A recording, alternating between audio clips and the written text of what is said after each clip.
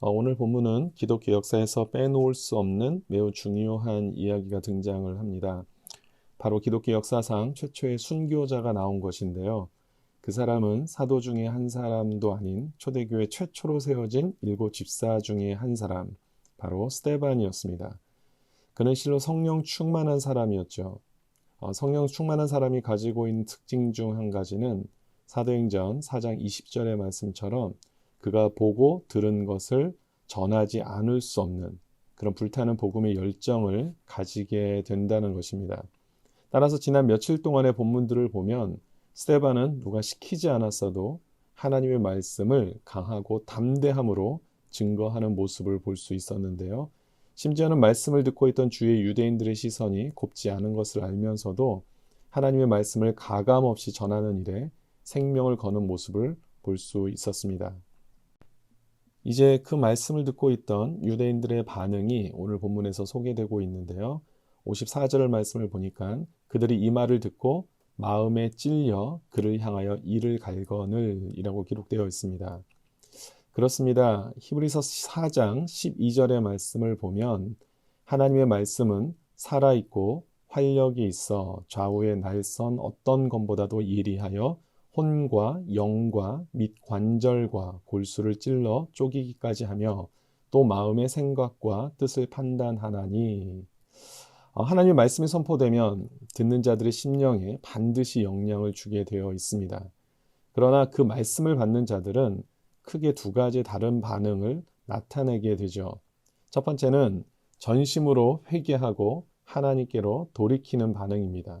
그리고 두 번째는 여전히 완악한 마음을 버리지 못하고 분노하고 불평하며 계속해서 악한 길에서 돌이키지 않는 경우이죠. 사도행전 2장 37절에서도 베드로가 말씀을 전했을 때 말씀을 들은 사람들의 반응이 어땠습니까? 마음이 찔렸다라고 기록하고 있습니다. 하지만 그들은 회개하기 시작하였어요. 하지만 오늘 스데반의 말씀을 들은 당시 종교 지도자들의 반응은 어땠습니까? 마음의 찔림은 받았지만 전혀 다른 반응을 보이기 시작하는 것이죠. 말씀을 깨닫고 회개하는 그런 기회로 삼은 것이 아니라 오히려 말씀을 전하는 스데반을 향하여 이를 갈았다고 기록하고 있습니다. 여기서 이를 갈았다라는 표현은 주로 짐승들이 물어뜯는 그런 상황을 표현할 때 사용하는 단어인데 그만큼 인간의 이성을 잃고 자신들의 감정을 제어하지 못한 채 말씀을 전하는 스데반을 향하여 분노의 감정을 숨기지 못하고 있었다는 것을 보게 되죠. 여러분 이스라엘 역사에서 가장 위대한 왕이라고 칭함받는 다윗 왕을 우리는 너무나 잘 기억하실 것입니다. 하나님께서도 그를 가리켜서 마음에 합한 자라고까지 칭찬을 하셨죠.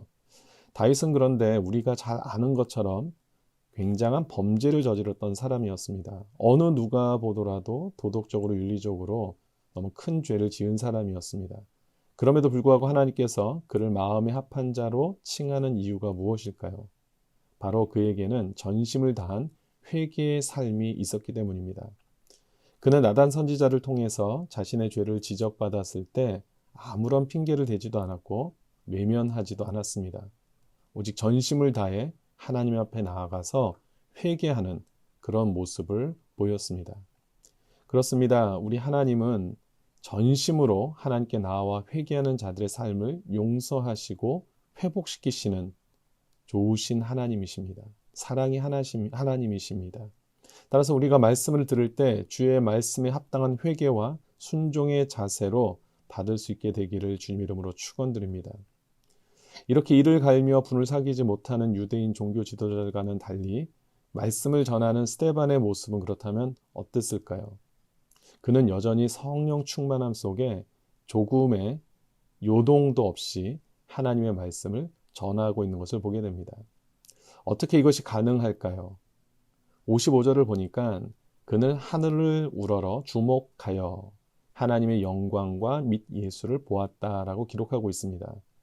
그렇습니다. 지금 스데반은 순교할 수 있는 일촉즉발의 상황 속에 놓여져 있습니다. 그럼에도 불구하고 그가 평강을 누리며 또 강하고 담대함으로 말씀을 전할 수 있었던 이유는 바로 주위의 환경과 조건에 집중하지 않고 오직 눈을 들어 하나님을 주목했기 때문입니다.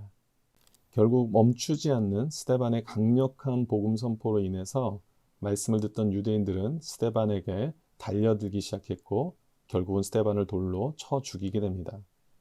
너무나도 끔찍하고 잔인한 상황이지만 그는 죽어가는 상황 속에서도 하나님을 향한 자신의 시선을 멈추지 않았습니다.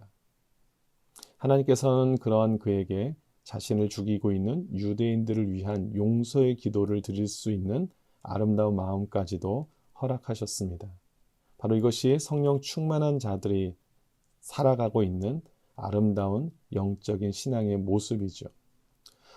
올해 우리 교회의 2021년 주제가 무엇입니까? 네, 주만 바라볼지라이지요. 환경을 보고 형편을 따질수록 우리가 평안을 기대하기 어려울 수밖에 없는 상황들이 참 많이 있습니다. 하지만 우리 시선을 주님께 고정하게 될 때 스데반 집사님처럼 참된 소망과 평안 안에서 그리고 하나님 주시는 성령 충만함 안에서 우리에게 맡겨진 삶을 감당하게 될 줄 믿습니다.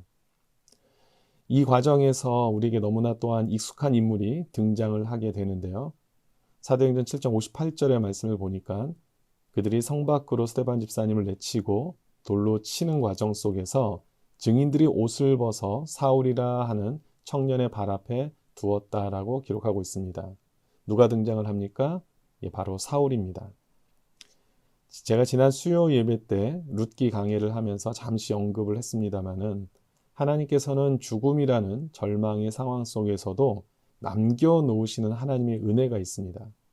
그리고 남겨진 그 하나님의 은혜, 하나님의 사람들을 통해서 하나님의 일을 마침내 이루어 가시는다는 사실을 제가 잠깐 언급드렸는데요. 비록 스데반은 순교하게 됩니다. 하지만 그 자리에 하나님께서는 사울이라는 새로운 인물을 남겨두심으로 인해서 그로 하여금 기독교 역사의 가장 놀라운 복음의 부흥 시대를 여시게 되는 것이죠.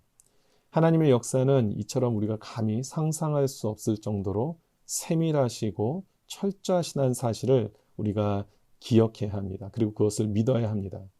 따라서 이 험한 시대에 오직 주님께만 우리의 시선을 고정하는 것이야말로 우리의 가장 큰 능력이 되는 것을 믿고 하나님께 계속해서 우리가 우리 시선을 고정할 수 있게 되기를 바랍니다.